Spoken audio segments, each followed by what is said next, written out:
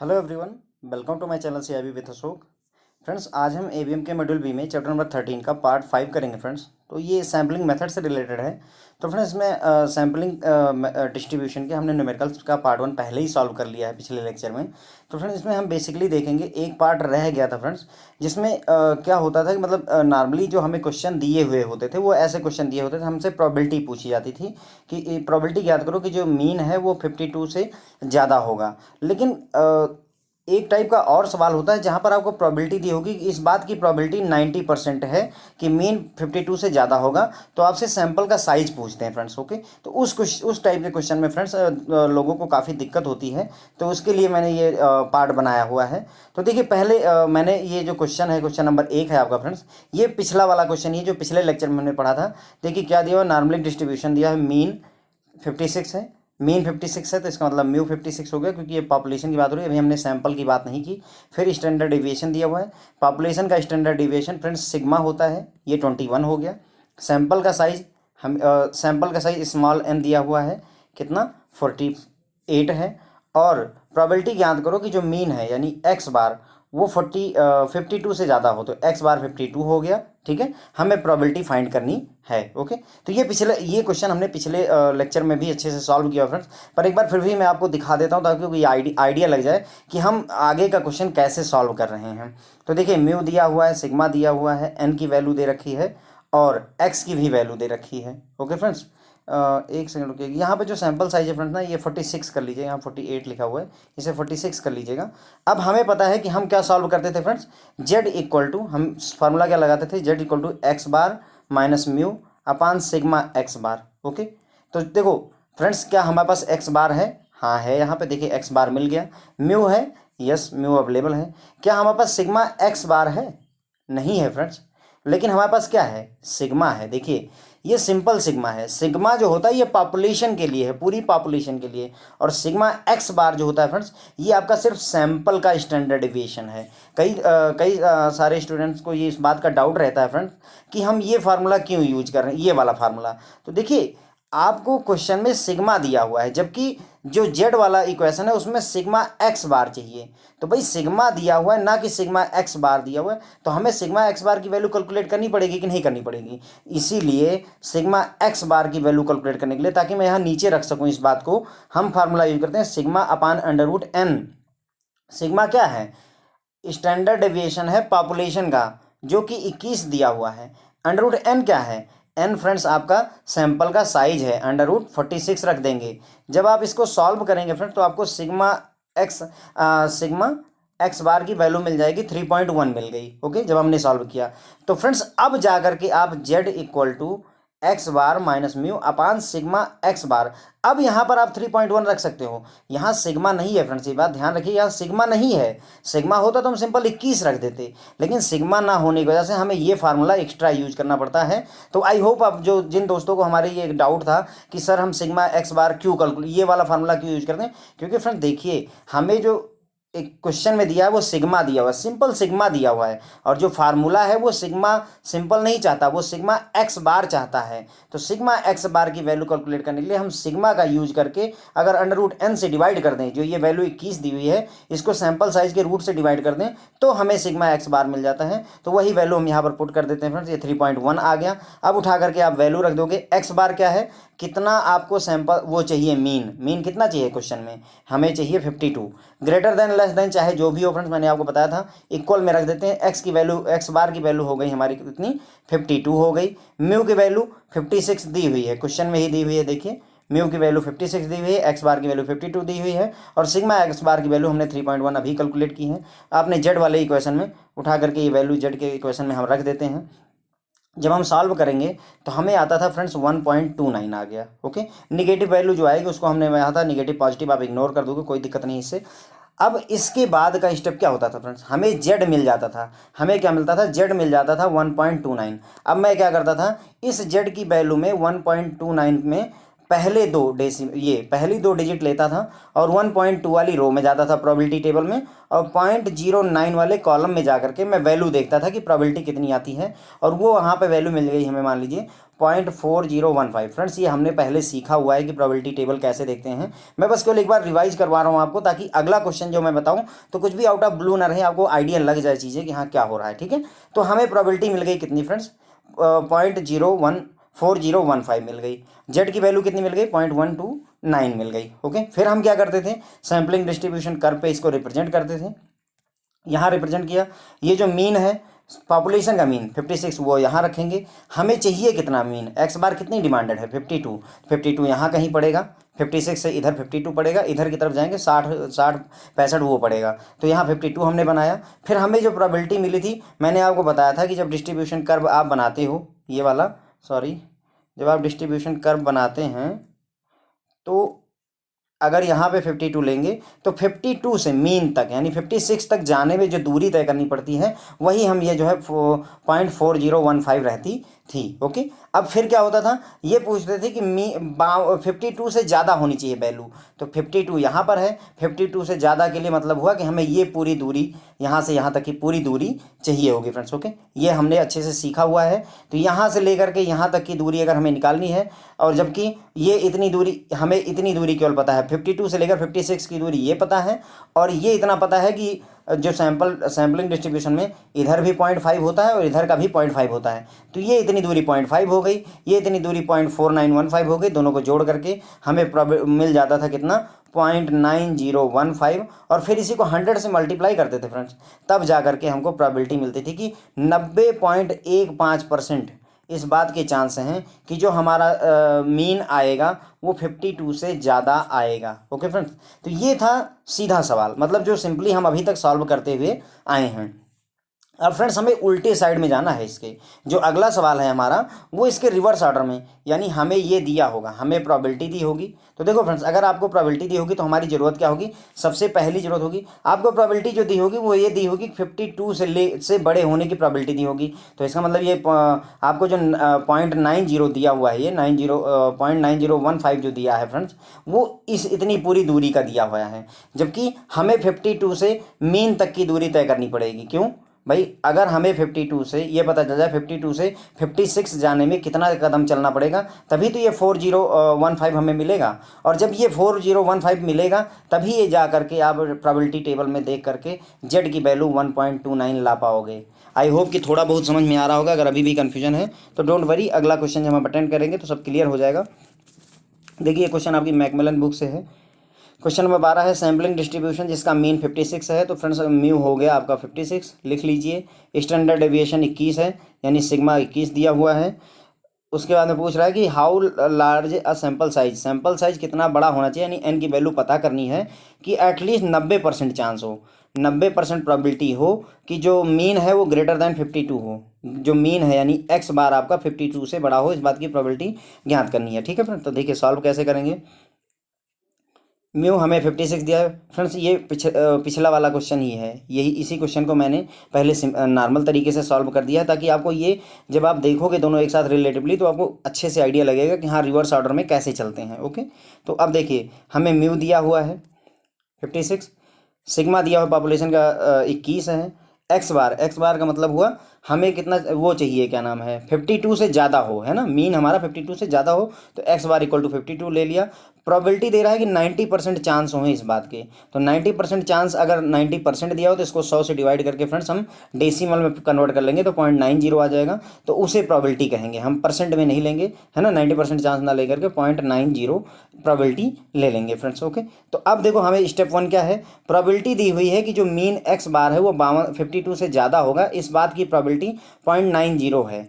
ये क्वेश्चन में ही आपके दिया हुआ है। देखिए फ्रेंड्स, हमें कैलकुलेट करना है कि there will be at least 90% chance कि मीन इज ग्रेटर दैन 52। ये पहले से दिया हुआ है कि जो मीन है एक्स बार वो 52 से ज़्यादा हो, इसके 90% चांस होने चाहिए। 90% चांस मतलब 0.90 प्रोबेबिलिटी, तो ये क्वेश्चन में ही दिया हुआ है हमें।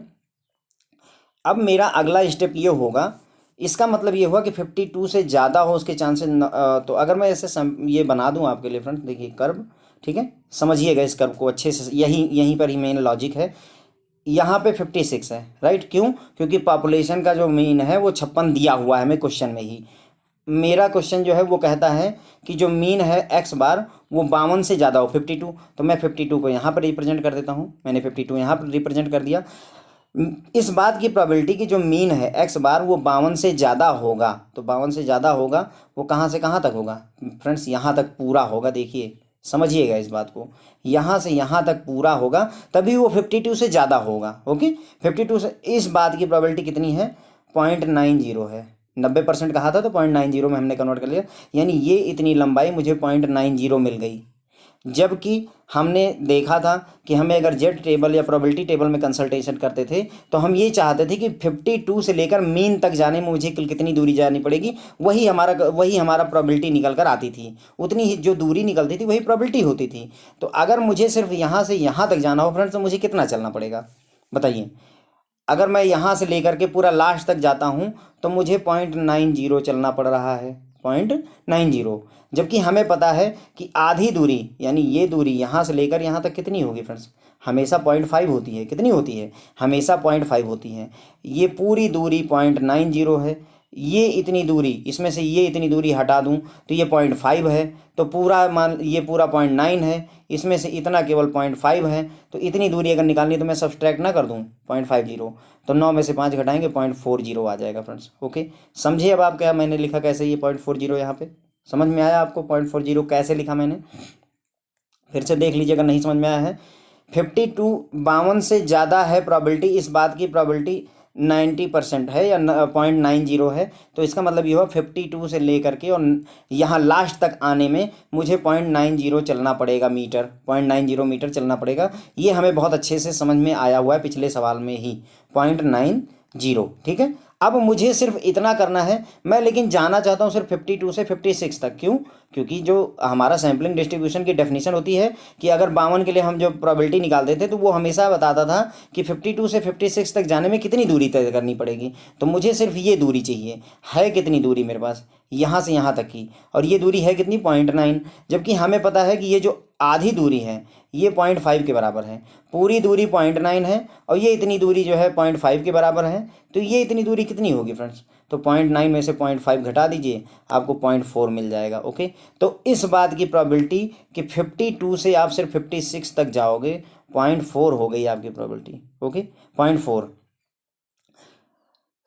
आप समझे बात को? यहाँ पर क्या कहना चाह रहा है? क्वेश्चन में तो 0.90 दिया है, पर हम 90 से 0.90 से हम प्रोबेबिलिटी टेबल नहीं देख सकते। हम प्रोबेबिलिटी टेबल तभी देखेंगे जब हम जो है जिस पॉइंट जितना मीन कह रहा है उस मीन से लेकर पॉपुलेशन के मीन के बीच की दूरी निकाल लें, उसी के लिए प्रोबेबिलिटी टेबल देखेंगे फ्रेंड्स। ओके, तो 0.40 आ गया, इसको 00 और लिख लीजिए। क्यों? क्योंकि प्रोबेबिलिटी टेबल में 4 डेसिमल प्लेसेस तक दिया होता है। अब मेरा काम है मैं प्रोबेबिलिटी टेबल देखूंगा और देखूंगा कि कहाँ 0.400 आता है, ताकि मुझे जेड की वैल्यू मिल जाए फ्रेंड्स। रिवर्स हो रहा है फ्रेंड। देखिए, पहले क्या होता था, आपको जेड बराबर आता था 1.25 आता था, तो आप क्या करते थे, 1.2 वाली रो में जाते थे और 5 वाले कॉलम में जाते थे, तो आपको पता चलता कि 4256 आ रहा है। अब यहाँ 0.4256 ऑलरेडी दिया है और आपको ये पता करना है फ्रेंड्स। यहाँ लॉजिक समझिए। इस अब क्या हो रहा है कि 0.4000 आपको दिया हुआ है और आपसे पूछ रहा है कि जेड कितना हो कि आपको 0.4000 मिल जाए। ओके, तो प्रोबेबिलिटी टेबल में आएंगे, हमें चाहिए क्या फ्रेंड्स? देख लीजिए, हम क्या ढूंढ रहे हैं? हम ढूंढ रहे हैं कि 0.400 किस वैल्यू पर आएगा। तो उसके लगभग हम लेंगे फ्रेंड्स 0.400। यहाँ पे देखिए, ये लगभग यहाँ पे आ गया। देखिए 0.400, ये देखिए ये वैल्यू और ये वैल्यू देखिए ज़रा सा। ये जो है 0.400 से 3 कम है और ये 15 ज़्यादा है। तो कोई एक वैल्यू उठा लीजिए, कोई इतना इशू नहीं है फ्रेंड्स, क्योंकि डेसिमल में सिर्फ एक ही डिजिट का अंतर होगा। तो ये वैल्यू कहाँ पर आ रही? मान लीजिए मैं ये वाली वैल्यू पिक करता हूँ, तो 1.2 वाली रो में गए और 9वें कॉलम में गए, तो 1.2 और प्लस ये वाला भी जोड़ दीजिए 0.09। जब आप इसको जोड़ोगे तो 1.29 आ जाएगा फ्रेंड्स। ओके, अब अगर आपको लगता है कि मैं 4 से कम लेना चाहता हूँ तो ये वाली वैल्यू ले लीजिए, कोई दिक्कत नहीं है। उस केस में 1.2 वाली रो में गए और 0.08 में 8 वाले कॉलम में 1.2 वाली रो में गए, 1.2 वाली रो में गए। देखो फ्रेंड्स 1.2 वाली रो में है और 0.8 वाले कॉलम में है, तो 0.8 इसमें और जोड़ देंगे तो 1.28 आ जाएगा। ये जेड की वैल्यू निकल आई फ्रेंड्स। ओके, तो हमें जो जेड की वैल्यू मिल गई फ्रेंड्स, वो देखिए जेड इक्वल टू 1.29 आ गया।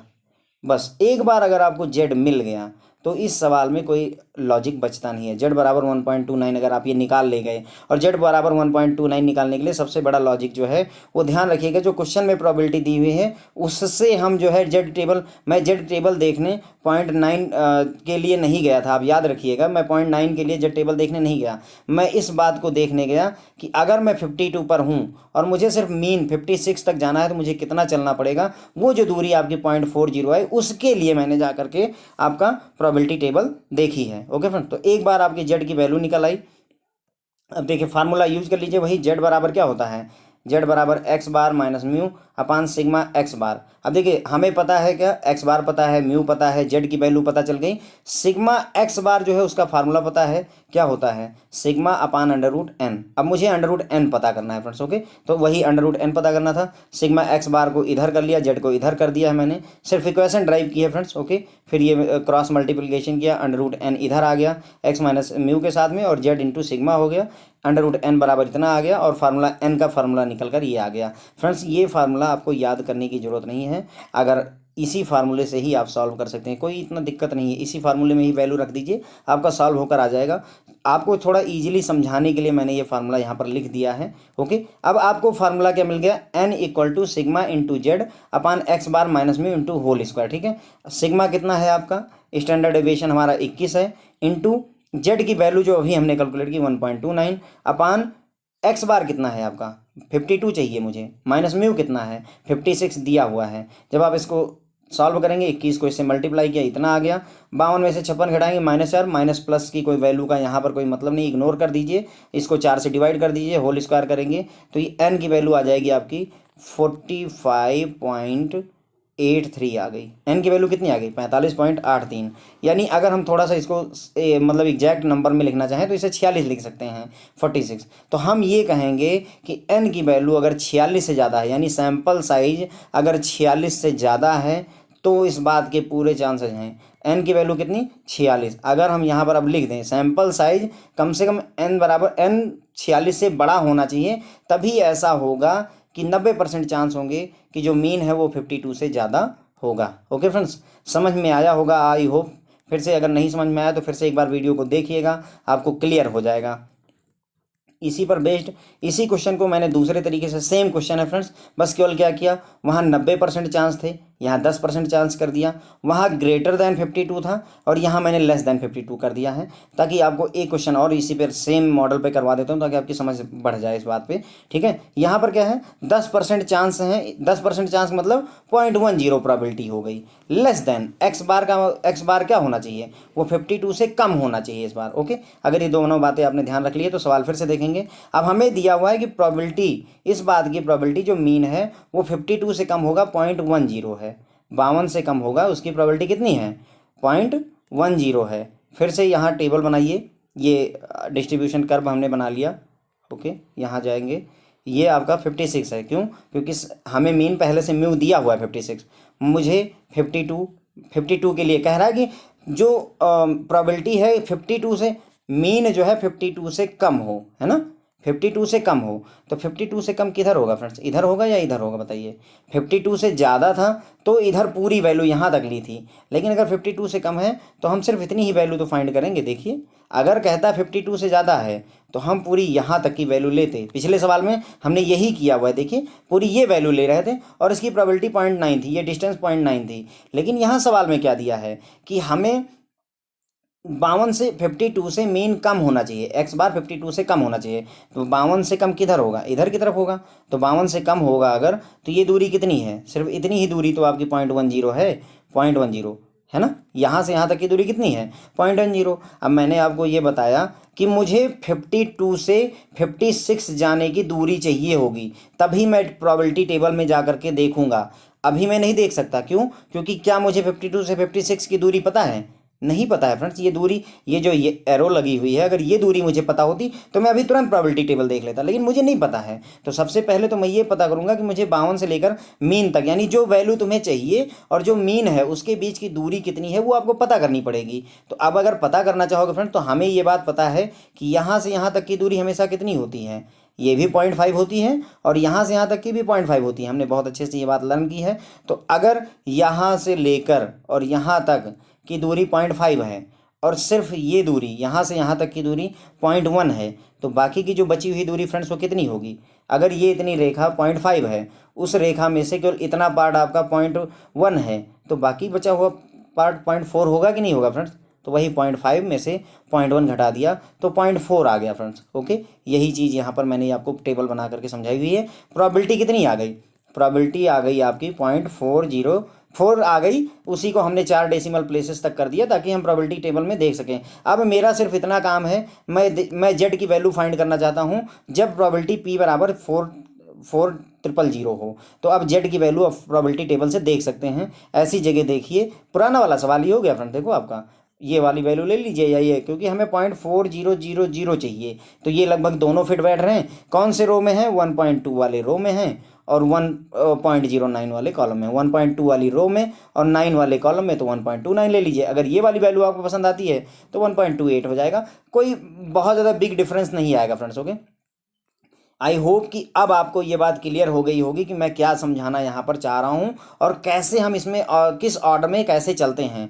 मेरा बेसिक पर्पज़ है फ्रेंड्स जेड की वैल्यू कैलकुलेट करना। मेरा बेसिक पर्पज़ क्या है? जेड की वैल्यू फाइंड करना। जेड की वैल्यू फाइंड करने के लिए हम दो चीज़ें यूज करते हैं। एक तो जो ये बताता है कि जो एक्स बार है वो 52 से बड़ा हो या छोटा हो, ये बात हमने ध्यान दी। और प्लस इस बात की प्रोबेबिलिटी दी कितनी है, 0.10 दी है या 0.90 दी है, 0.75 दी है।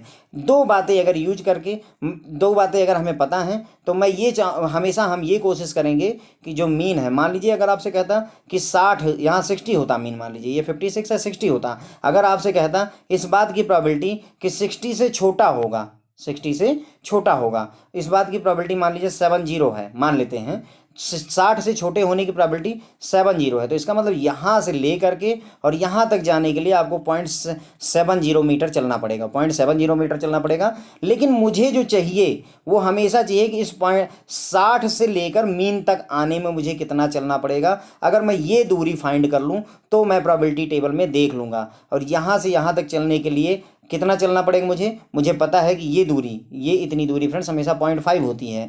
ये 0.5 है, पूरा का पूरा 0.7 है, तो अब इसलिए 0.2 दूरी हो जाएगी। अब 0.2000, इसके लिए आप प्रोबेबिलिटी टेबल में जा करके जेड की वैल्यू देख सकते हैं friends. Okay, I hope I got it clear. एक क्वेश्चन और देखेंगे फ्रेंड्स ताकि जो है आपको एकदम पूरी तरह से अंडरस्टैंडिंग हो जाए। नॉर्मल डिस्ट्रीब्यूशन मीन दिया हुआ है, यानी म्यू है 375 हो गया आपका।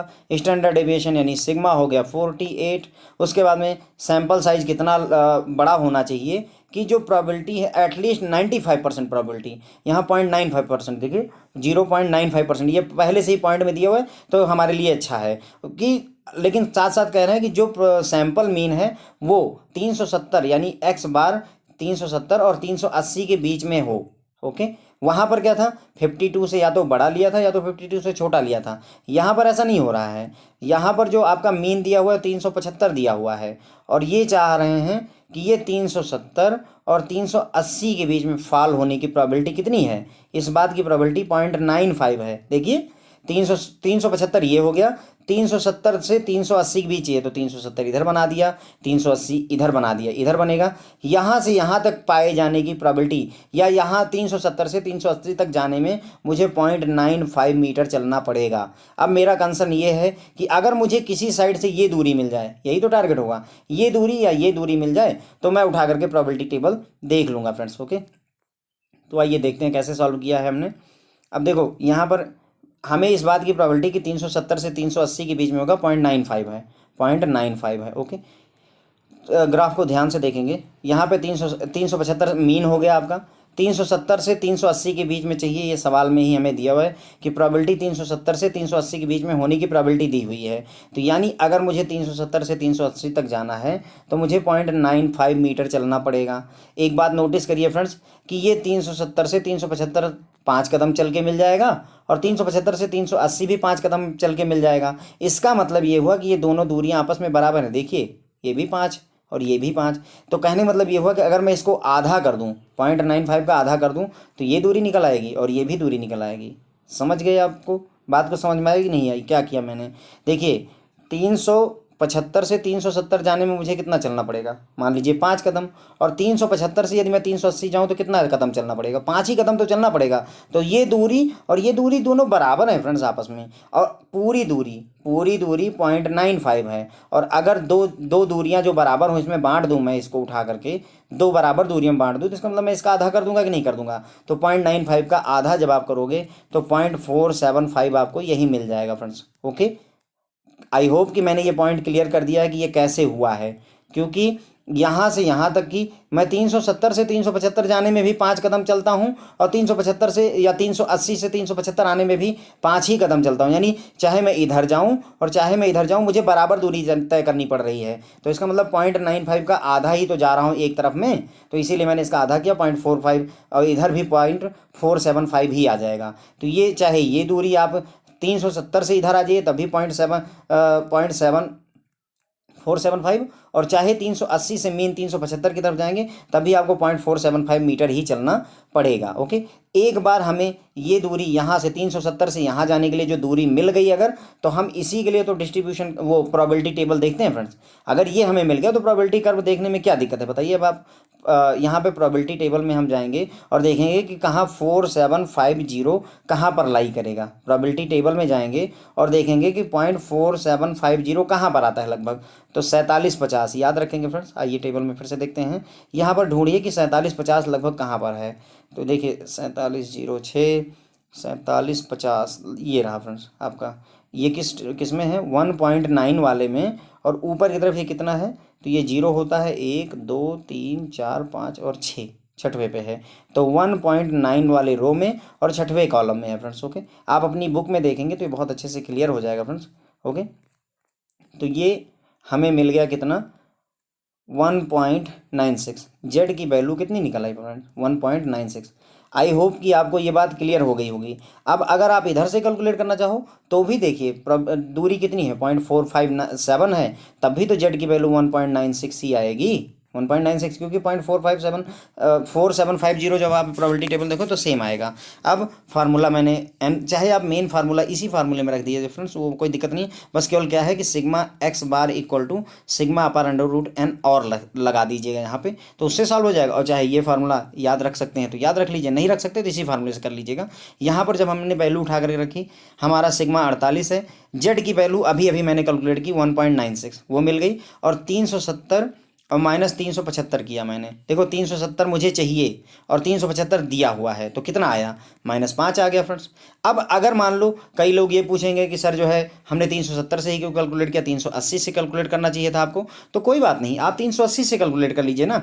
यहाँ पे देखिए, यहाँ 380 रखिए और 380 माइनस 375 करिए, सब्सट्रैक्ट करके कितना आया, 5 ही तो आया। 5 यहाँ भी आ रहा है, 5 वहाँ भी आ रहा है, दोनों केसेस में सेम ही आएगा फ्रेंड्स ये आपका, क्योंकि जो दूरी है ये आपस में सेम होने की वजह से आपको इस बात का कोई फर्क नहीं पड़ता है कि 370 माइनस 375 करते हैं या 375 माइनस 380 करते हैं, दोनों में 5 ही आएगा। ये वैल्यू जब आप रख करके सॉल्व कर दोगे तो ये आपको मिल जाएगा 353.81। इसको अगर नियर बाई करेंगे तो 354 आ जाएगा। तो सैंपल का जो साइज होना चाहिए 354 से अगर ज़्यादा होगा तो इस बात की प्रोबेबिलिटी की जो एक्स बार है यानी जो मीन है वो 370 से 380 के बीच में लाई करेगा, वो 0.95% या 95% होगी इस बात की प्रोबेबिलिटी। आई होप कि फ्रेंड्स आपको ये क्लियर हो गया होगा कि मैंने ये कैलकुलेशन कैसे की है। देखिए मेन लॉजिक सिर्फ इतना ही है, जेड की वैल्यू फाइंड करना।